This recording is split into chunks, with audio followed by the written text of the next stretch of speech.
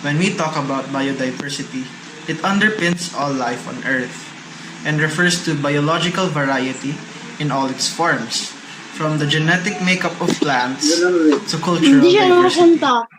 People depend on biodiversity in their daily lives in ways that are not always apparent or appreciated. Human health ultimately depends upon ecosystem products and services, such as availability of fresh water, food, and fuel resources, which are requisite for good human health and productive livelihoods. Additionally, flora and fauna provide extensive benefits for biological, health, and pharmacological sciences. Significant medical and pharmacological discoveries are made through greater understanding of the Earth's biodiversity. Loss in biodiversity may limit the discovery of potential treatments for many diseases and health problems. According to World Wildlife, the Amazon contains 1 in 10 known species on Earth, 40,000 plant species, 3,000 freshwater fish species, and more than 370 types of reptiles. According to them, there is also a clear link between the health of the Amazon and the health of the planet. The rainforests, which contain 90 billion to 140 billion metric tons of carbon, help stabilize climate, both local and global. The Amazon also pumps 7 trillion tons of water per year into the atmosphere, and its forests recycle 50 to 75% annual rainfall back into the atmosphere. As beautiful as it may sound, a recent biodiversity loss has occurred on Amazon through a wildfire. According to CNN's news article, a senior scientist at INPE said that 99% of the fires are caused by humans. Christian Poirier, the program director of non-profit organization Amazon Watch, also said that the vast majority of these fires are human-lit. He even added that during dry seasons, the Amazon, which is a humid rainforest, doesn't catch on fire easily, unlike the dry bushland in California or Australia. What does all of this mean? It means that the way of life we have is already affecting our biodiversity.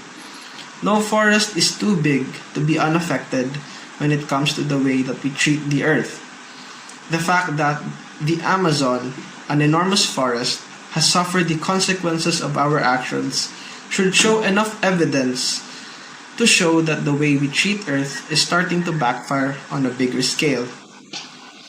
The wildfire in Amazon might even lead to more extinction due to the destruction of their natural habitat, and it would lead to bigger biodiversity loss.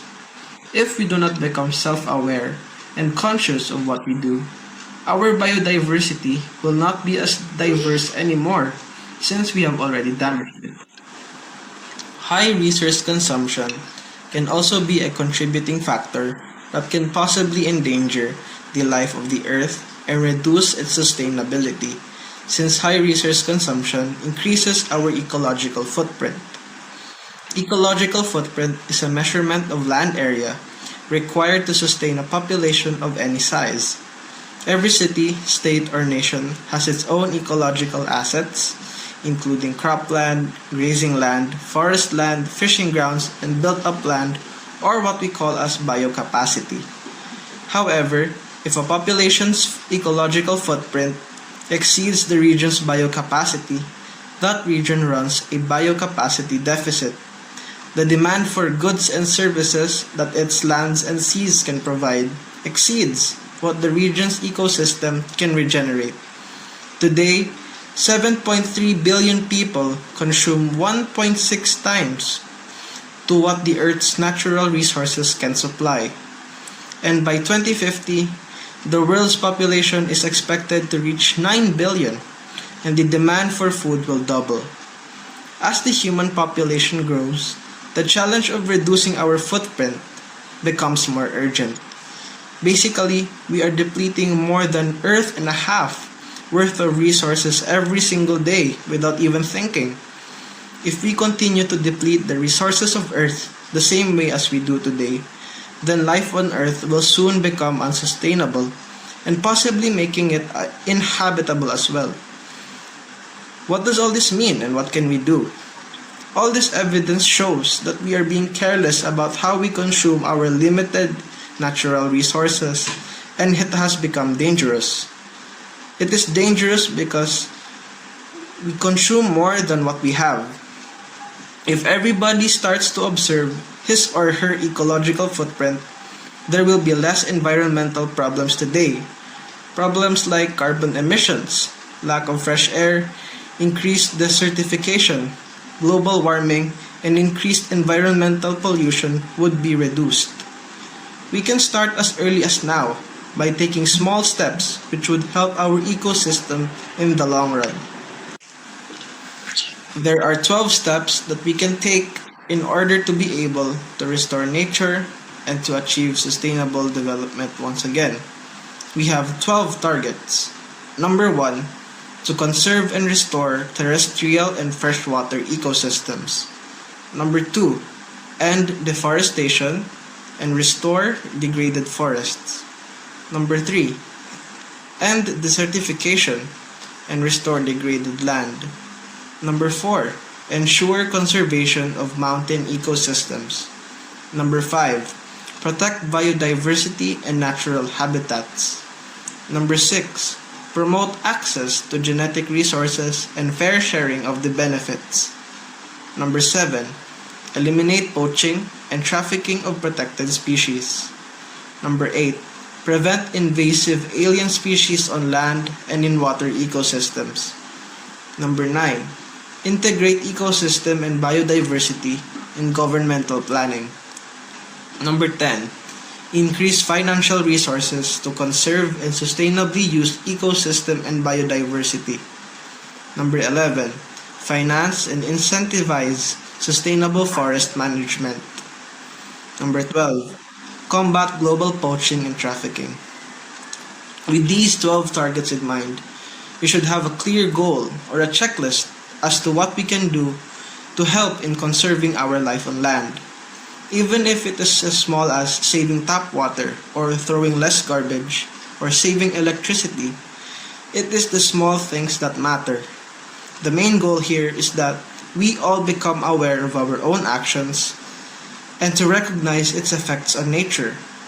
We should always remember that when it comes to nature, we have to conserve it, protect it, and to restore it. Thank you for listening. This is John Mark Kekale signing off. Thank you very much, Mr. John Mark Gicale, for that informative discussion about life on land. Now we will be giving time for all of you to give your questions. Please type your questions to the chat box. Type your questions about life.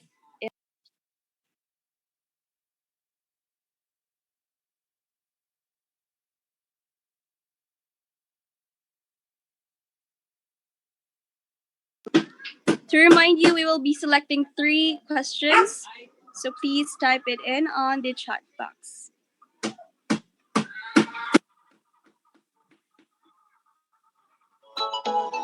Right? Do you have any questions? You can also raise your hand emoji if you want. Please address your question.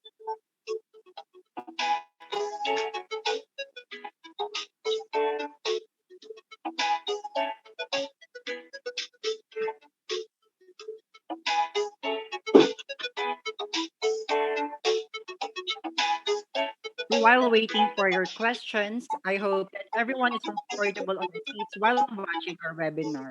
And also, you can get some snacks because this webinar may end a little longer. Thanks for your patience.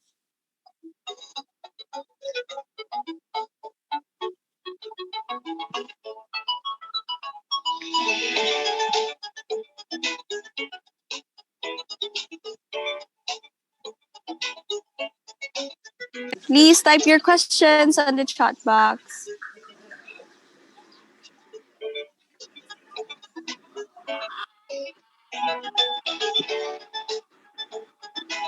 A question. Oh. Yeah, from Sir Marlon and Tabanao. As ABM students and future entrepreneurs, how can you prioritize environmental safety and security despite being initially profit driven? I That's request our questions. I request Mr. John Mark to address this question. Thank you. Hello, can you hear me po? Yes, you are audible.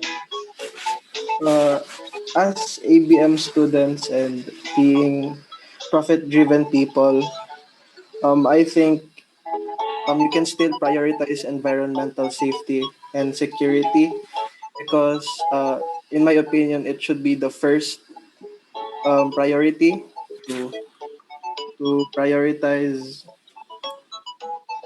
environmental safety and security. Even though every project could be profit driven, but I think it is more important and should be focused on that we prioritize environmental safety and security. Thank you.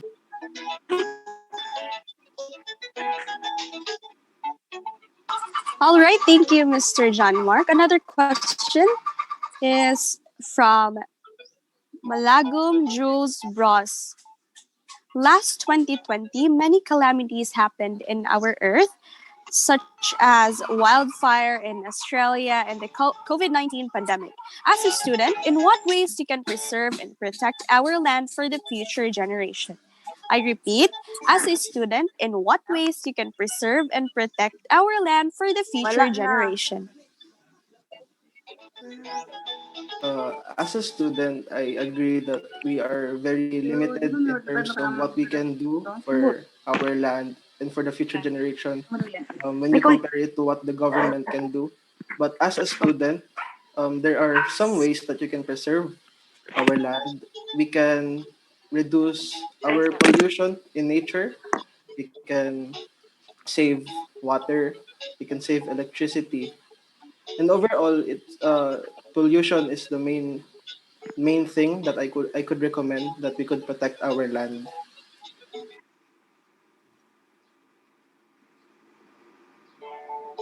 Thank you so much, Mr. John Marticala. Any questions?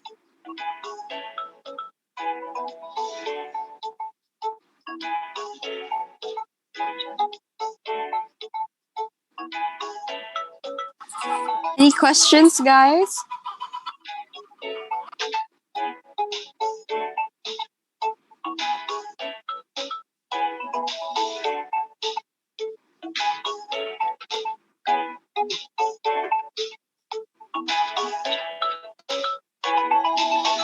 Give your questions.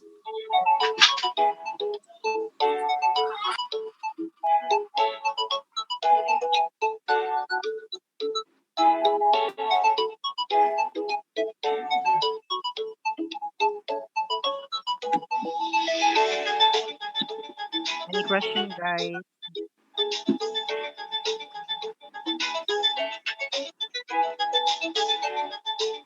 Okay, we have one last question. Industries like logging, manufacturing, mining are extremely profitable. How can these big industries try to compromise towards environmental sustainability despite them being not as environmental friendly as it is? I would agree that um, big industries can compromise environmental sustainability. However, the reason that our environmental sustainability is decreasing is because of nature not being able to regenerate its natural resources. So, in my opinion, um, even though they are extremely profitable, the big industries can promise environmental sustainability by giving nature some time to regenerate, especially logging. Um, when big companies do big logging, they should also try to plant more trees than what they cut so that they can give nature more time to regenerate and Earth will still be sustainable. Thank you.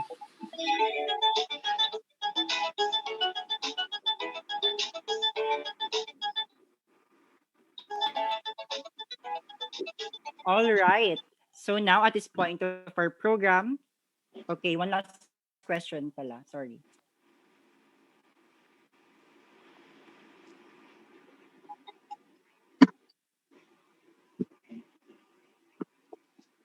The question is, why would I choose social enterprises that focus on helping the environment, knowing that other focus are easier to penetrate? Again, I'm requesting Mr. John Moticali to address this question. Thank you. I think it is a choice to be more environment focused. It's really not that profitable, but it would really help in the long run, especially if you are committed and you are dedicated to saving nature. So even though that you know that it is not profit based, but you know that it is environmental based and it is your passion to save Earth, then I think that the normal and dedicated person would choose the nature based business. So thank you for that. At this point of our program, we will be going to have an icebreaker. Our icebreaker or entertainment is that we will be showing you a short video regarding the topic being discussed earlier for you to further understand it. After showing you the video, a quiz will follow. Please play the video. UN Sustainable Development Goal number 15, which is all to do with supporting life on land. Here's what we know. About 1.6 billion lives rely on forests to be their shelters, and those lives share these forests with 80% of the world's wildlife. Out of about 8,300 animal species established, 8% are extinct and 22% are endangered. Also, many trees have been cut down all over more than half the world's forests. Here's what the UN strives to do. By the year 2030, the UN would like to promote the enactment of sustainable management of all forests and sustainably promote afforestation and reforestation globally. They would also like to combat desertification and replenish degraded land that may have been affected by natural disasters. Here are some things you can do to help. All you need to do is make sure that your environment, whether it's your own home or any other place, stays as clean and as safe as possible. You can also volunteer to help through programs and events.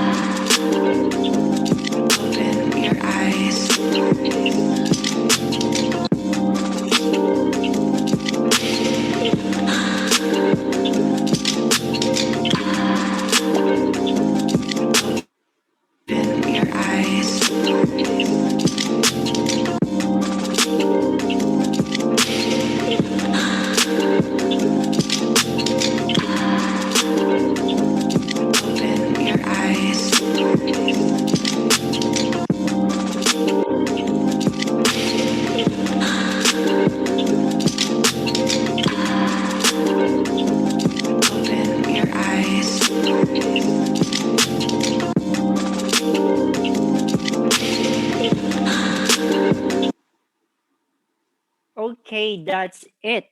As said, we will be having our quiz and we will be giving three questions. And if you know the answer, type it right away in the chat box. Thank you. Okay, we will begin our quiz. Next slide, please.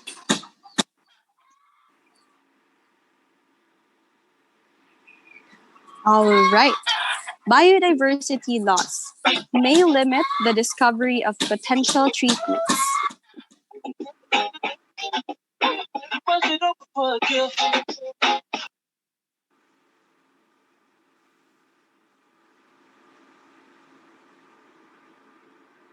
I took a girl on a trip, cause we was arguing.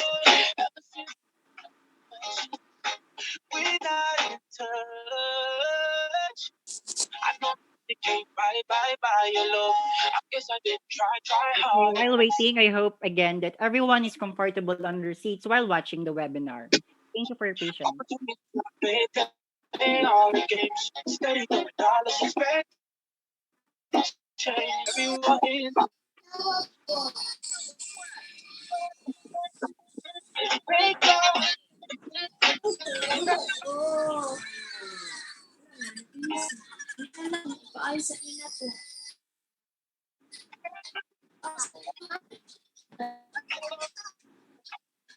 I'm so sorry, we're having a technical issue with our slide.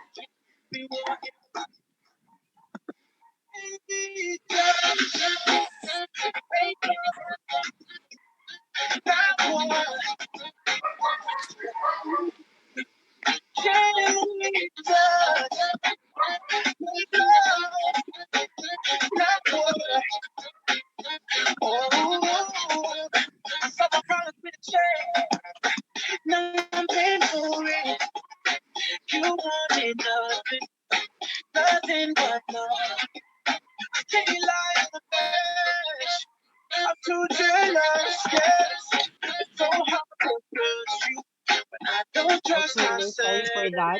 So right now we will be going to our next speaker. Now to continue with our discussion, I will be giving the floor to our next speaker. Our second speaker is from Emily Holmes Sabantian, Davao City. He graduated at the University of Immaculate Conception. Please welcome Mr. Rohan O'Connor. A round of applause, please.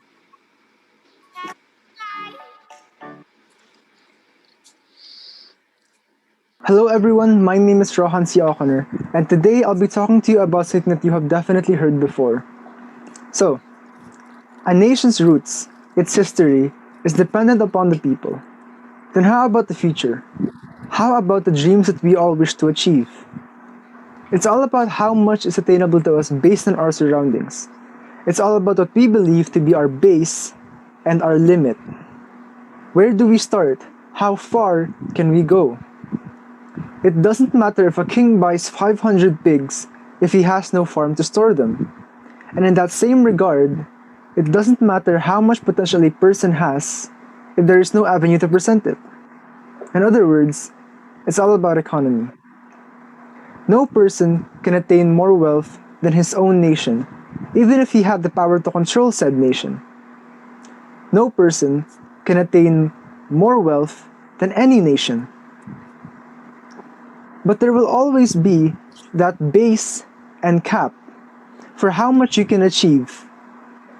Something that will define your future from the day you were born.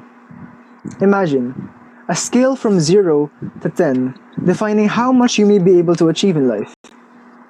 0 being very minimal, living in poverty and unable to ascend, and 10 being filthy rich, being one of the top net worth globally. People work, people strive, we crave that 10 badly. However, there will always be that base and cap, and that's determined by a person's economy, a nation's economy. Now, picture that same scale. Some people in certain economies, their base 0, their cap 4. They can work their way up. Now, picture that same scale. Now, someone from a different economy, a higher economy. let's say second world, their base 4, their cap 8. Understand? Higher cap, higher starting point. Why? More opportunities, more avenues, bigger dreams to pursue. That's the reality. Now, decent work and economic growth. SDG number 8. It's a given that we live to survive, and to survive, we strive for a higher pedestal in life. Yet, it's also a given that every country in the world is competing in different aspects to be above other countries. Sports, lifestyle, worldly pleasures, etc., etc. The thing that fuels that, the thing that progresses that, will always be its country's economy. So, what then fuels economy? Right, workforce, or just work. Opportunities given to the free people. Because of these opportunities, the country grows. It develops due to businesses, innovations, globally influential personalities, so on and so on. So, what happens when the workforce keeps on growing while the production, the rate at which a country grows, remains stagnant? Or is at least running at a very, very slow rate compared to the birth of new workforce? Job inequalities, hierarchical systems, unemployment, there is not enough to accommodate the young blood, new blood, which supposedly carries more potential than those that preceded them. Wasted potential. That's all it is. This Sustainable Development Goal aims to promote stable economic growth that is able to harness the abilities of old and new blood. Now, as it stands, doesn't it seem like national economy is the problem? If economy is what's causing disparity and inequality about what is accessible to different nations, don't you think that it should be abolished? Create world peace, so to say. Wrong. It is exactly economy that is providing for the people. It creates opportunities through human ingenuity and a competitive desire. In man, there is an inherent will to best one another, to stand atop others. So why aren't we making the best out of that? Simply put, it's difficult to do so. People will fight and fight and fight for what they want, even if the method is underhanded. And that's exactly why we need to provide decent work, creating opportunities of equal labor and fair treatment that will provide for the people. And in turn, the people will provide for the nation. And it will then just be a cycle of evolution, of progress, worldwide progress. Now, can you imagine a world without economy, without anything to sustain evolution? Everyone takes from everyone. Sure, everyone might be on equal footing, equal poverty, that is. The death toll would then just be as high or even higher than ours today. And even then, man's innate desire to stand on top of the food chain will still remain. Disparity still exists. Could you imagine that? A world with no base and no cap. It sounds as if it's better, right? No base and no cap. No cap means you're free to grow however high you want. True. And yet, that will still be useless if you don't and can't start. You don't know where to start, and you can't start. No base, no starting point. However, I do understand. As common people, what can we even do? We want to change something major, but we are only capable of small feats. But that's exactly it. This SDG was created with the vision in mind that the common people will create leaps in progress. We want to change something major with what little feats we can muster up. People, stop thinking that the government will do everything for you. In some cases, they are held accountable. But what will blaming do?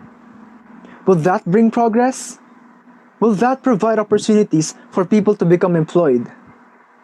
Take matters into your own hands. You want change, you make the change. Create the opportunity, or you take the opportunity. Create a business that may sound unseen or unconventional but could transform how we see businesses right now. Create a new role in a business setting for employees that hasn't been created yet and may sound minimal but is actually very necessary in the workflow. Take minimal tasks, break them down, multiply them. People, if all we're doing is bickering and complaining about when the opportunity will arrive for us and for other people, then how will we know if the opportunity has actually arrived or not? How will we know when and how to act? I'd like to end this speech with a quote from Peter Drucker. The ultimate resource in economic development is people. It is people, not capital or raw materials, that develop an economy.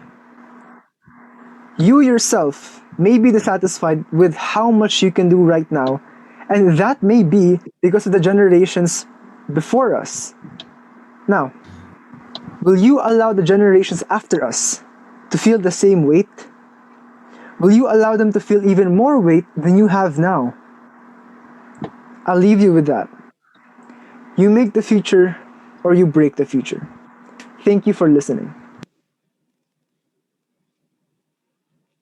All right. Thank you This is so number 8. much, This is also Mr. Rohan Okuner, for that illuminating discussion about decent work and economic growth. Again, we are opening the floors for your questions. Thank you. Please type your questions on the chat box about decent work and economic growth. We will be wait for you. Go, type your questions. Type your questions.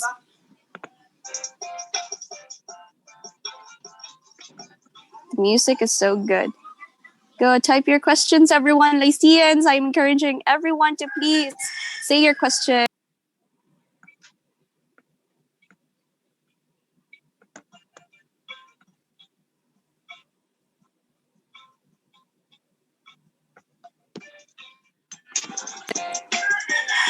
All right. Is there any questions?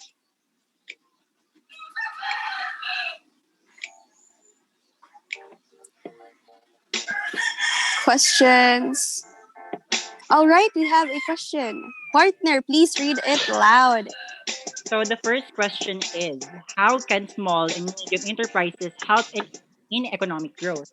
So I request Mr. Rohan O'Connor to address this question. Thank you.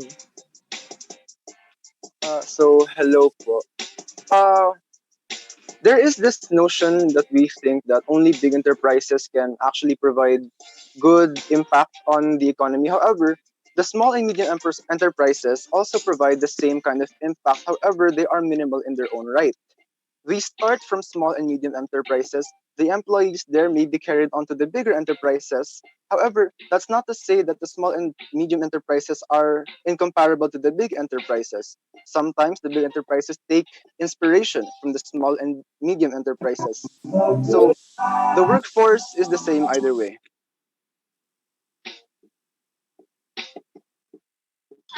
All right, thank you so much, Mr. Rohan Okuner. Any questions? If none, then let's proceed. Okay, at this juncture, another icebreaker will be given.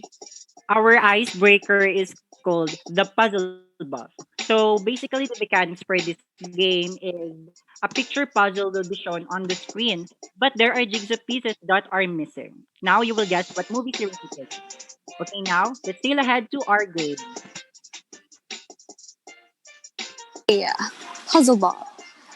All right, we have a picture here. What movie is this? Type your questions. Oh my god, there are a lot of questions. There are a lot of questions. Go. Type your questions. Wow. All right. Can we reveal the answer, please?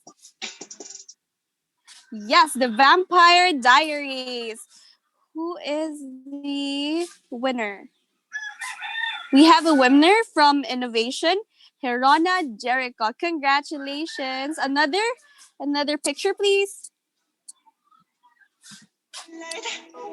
What is this? It's the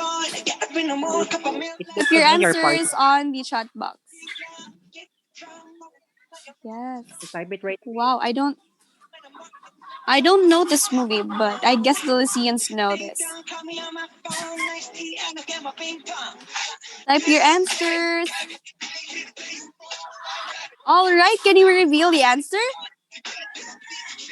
Can we reveal the answer? What is that? Stranger Things.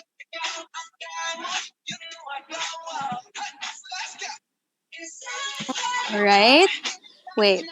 Let me see who is the winner. From Fortitude, Ernie Sarmento. Congratulations. Another picture, please. What is this? Oh, I think we already have a winner. Yeah, we already have a winner. Can we reveal the answer, please? Nice. All right. All right. Congratulations once again to those students who won. Okay, all right. Done with our entertainment.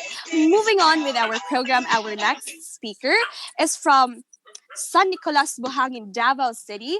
He completed his junior high school at Davao City National High School. He is no other than my partner, Francis Ian Ramos, with the topic gender equality. A big round of applause, please.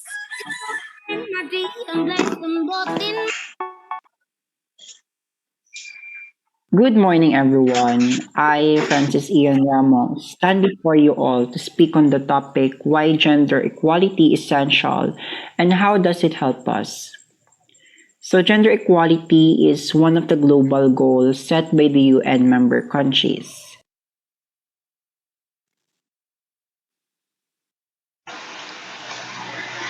Ang mga problemang nauugnay sa proseso ng industrialisasyon tulad ng pag-ubos ng biodiversity, pagbabago ng klima at paglala ng kalusugan at kondisyon ng pamumuhay ay tumitindi. Sa makatuwid, tumaas ang pangangailangang makahanap ng pinagsama-samang mga solusyon upang mas mapanatili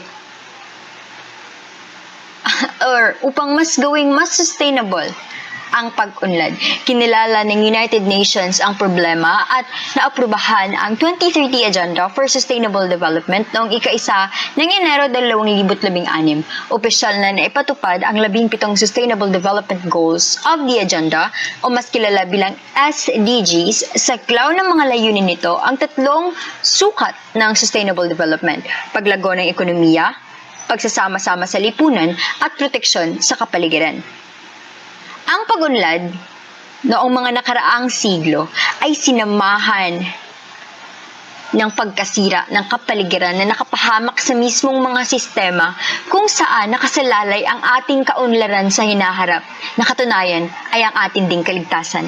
Ang isa sa pinakamalaking hamon sa buong mundo ay isama ang pagpapanatili ng kapaligiran sa paglago ng ekonomiya at kapakanan sa pamamagitan ng pagbawas ng pagkasira ng kapaligiran mula sa paglago ng ekonomiya at paggawa ng higit pa sa mas kaunti. Kailangan ang pagdecoupling ng mapagkukunan at pagdecoupling ng epekto upang mataguyod ang napapanatiling pagkonsumo at mga pattern ng produksyon at upang makagawa ng paglipat patungo sa isang mas maunlad na pandaigdigang ekonomiya.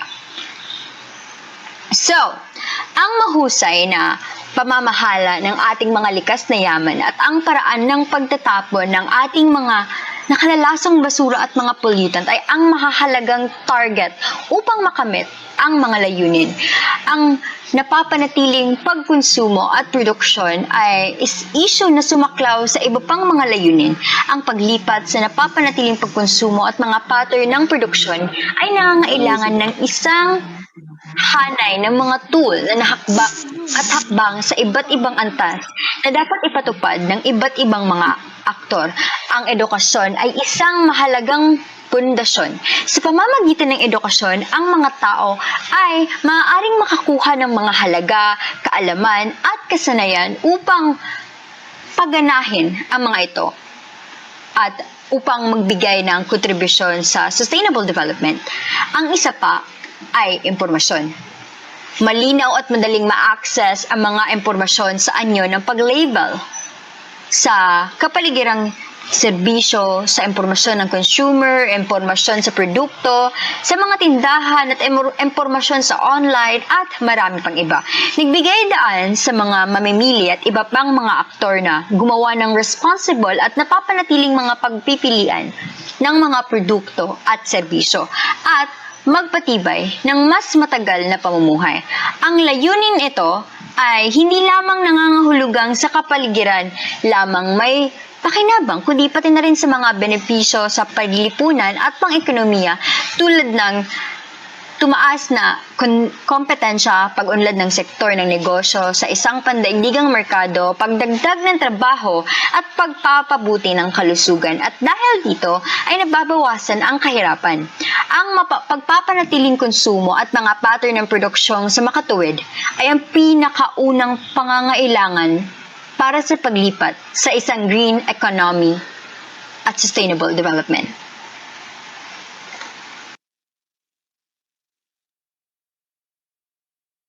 And Sustainable Development Goal number 12, which is all to do with managing consumption and production. Here's what we know. About 1/3 of all food produced every year ends up either rotting in the trash or spoiling due to poor transportation and harvesting practices. Less than 3% of the world's water is fresh and drinkable, leaving humanity with only 1/6 that amount. Also, households consume 29% of energy and account for 21% of carbon emissions. Here's what the UN strives to do. By the year 2030, the UN would like to achieve the management of chemicals in all wastes throughout their life cycle and significantly reduce the release to air, water, and soil. They would also like to encourage companies everywhere to adopt these sustainable practices. Here are some things you can do to help. You can save electricity by turning off unused electrical appliances or lights, or save resources by turning off unused water or taking shorter showers. You can also make sure to recycle and reuse natural resources.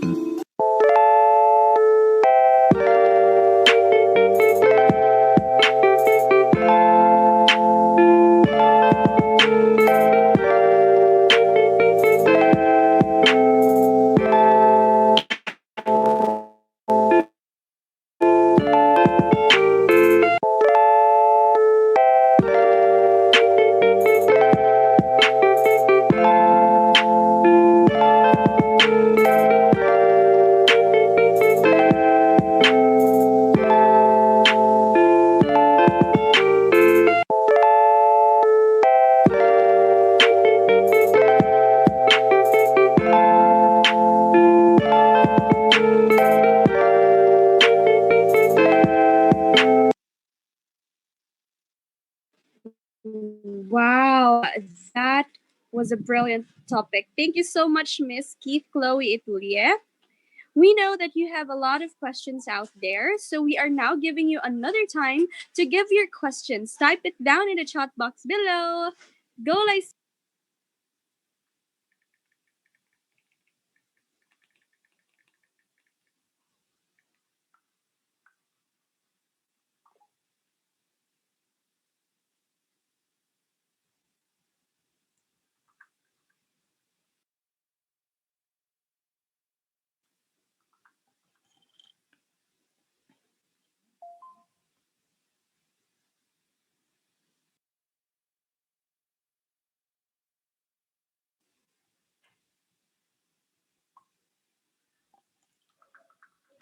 Oh, okay. We're sorry, but unfortunately, our last speaker is not around you because of unstable network connection. But if you have questions or clarifications, you can kindly send her a message through her FB account. Thank you.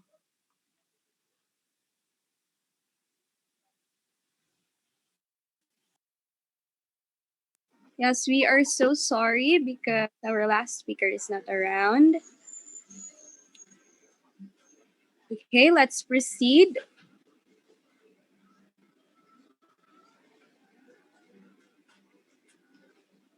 Thank you so much. Thank you so much, Lycians. All right. Now you will again be entertained by another entertainment, of course. Miss Chantal, kindly explain them the mechanics for this last entertainment. All right, ahoy, Lyceans! I hope you are still there. This last game is called Four Picks, One Movie. Who among you here have played the Four Picks, One Word? Because if you know